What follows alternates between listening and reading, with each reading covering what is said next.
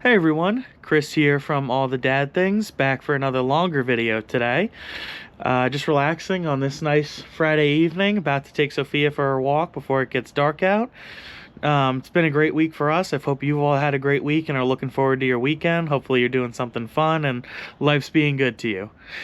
So today I'm going to talk about kind of parenting as a whole, in the sense of how you parent as a family, as an individual, and what you implement on a day-to-day basis when it comes to other people in your life.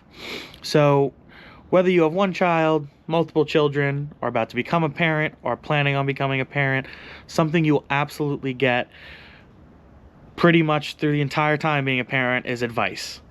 It could be something as simple as guidance on how to do something, instruction on a proper way to approach a topic, a belief system in raising and teaching your child, or simply it could be just a person's trying to replicate what they did with you or with their children by giving that advice themselves. Any which way you swing it, advice will come your way.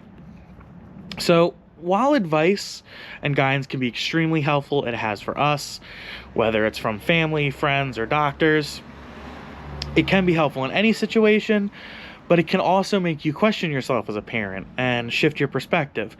That can be a good thing. Sometimes you need a new perspective. It can be a bad thing. Sometimes you may be on the right track and doing what's best for you, and that questioning may shift your focus.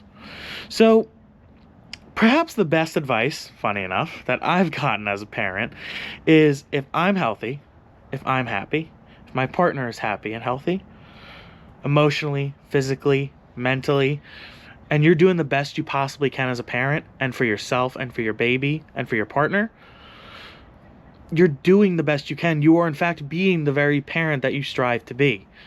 You are in turn, by keeping yourself happy and healthy and in good standing, you're keeping your baby in good health. But so what does that mean to me? What does that advice mean to me? Well, I kind of take it in the sense that by making sure I'm happy, I'm comfortable, I'm confident, I'm secure in how I'm raising my child, which right now I have Sophia. She's 4 months old.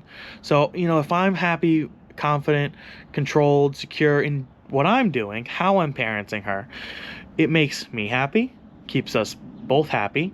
And what immense amount of research has shown is that if I'm well regulated, if I'm calm, if I'm confident in my decisions, so is she. So is your baby.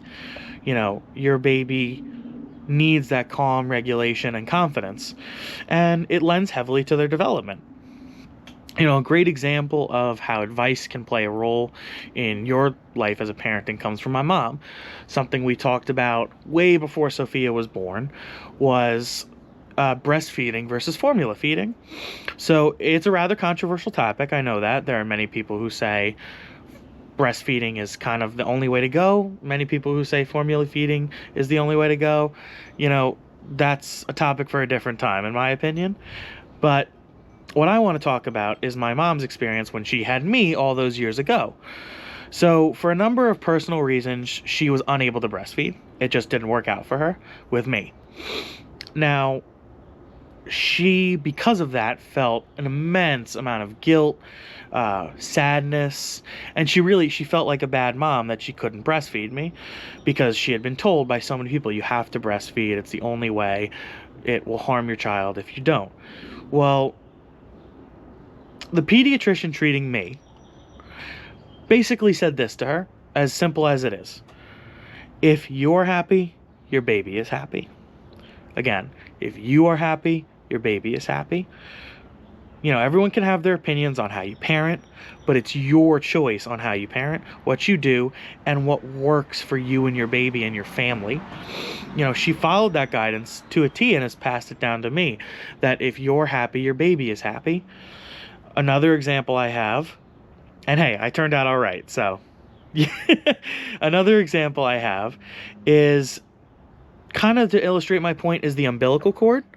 Funny enough, when Sammy and I had found out we were having Sophia, we were curious. What do you do with the umbilical cord? Times change, things change. You never know what's the right thing to do nowadays and what works best for you. So we had initially been told by many people, family, friends, that in their time and with their kids, they clean the umbilical cord area with alcohol to keep it clean. Well, we weren't sure if that's what you still do, so we look up on YouTube and the internet. Well, they tell us, actually you clean it with a wet, warm cloth. Well, finally, since we're so lost in between what you're supposed to do, we ask Sophia's pediatrician, the hospital's pediatrician when she's born, and the postpartum nurses in the hospital as she's born. What do we do? We're so confused. We've gotten so much different feedback. They tell us that actually what modern research suggests is that, and they explain this very calmly and in detail to us, you actually kind of just leave it alone. Unless it gets irritated or infected, you really just let the umbilical cord fall off on its own, let it do its own thing. No need to touch it if it's not irritated and infected.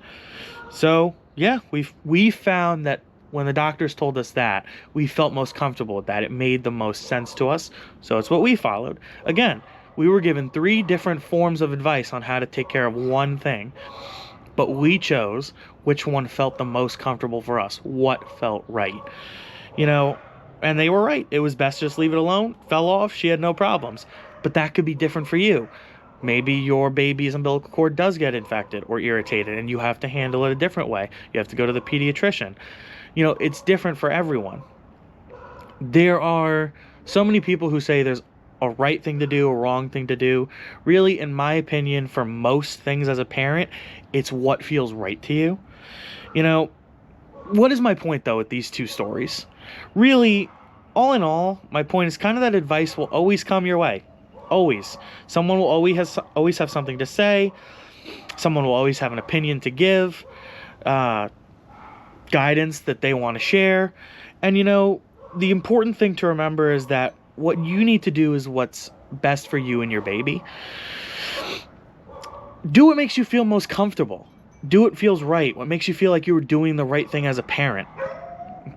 Someone will always have an opinion on every aspect of your parenting, from controversial topics to more simple things, to as simple as what clothes you're putting on your baby. Someone will have an opinion. But no matter the structure of your family unit, really, as long as you're coming from a good place with love for your child and utilizing yours and others' knowledges to the best of your ability, you will be okay and your family will thrive. Take what you can and work with that. Take it from me. Advice can be the most helpful experience possible. I've had some stupendous advice from my family, from Sammy's family, from some friends' moms and dads, and pediatricians, all in the like. They've all given me great advice that I've utilized for raising Sophia. But advice can also just as easily make you question yourself for the worse and your parenting style. So really, what is my advice? Take guidance and support from a place of care. Absolutely, because that's where it comes from.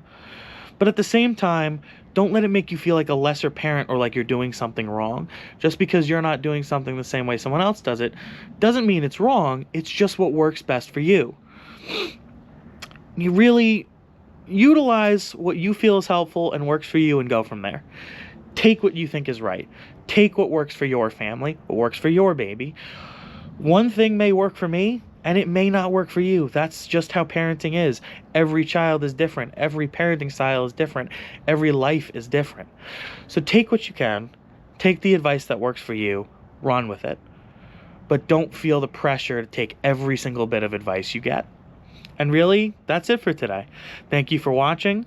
Like, subscribe, and comment down below some of the advice you've gotten and what's worked for you.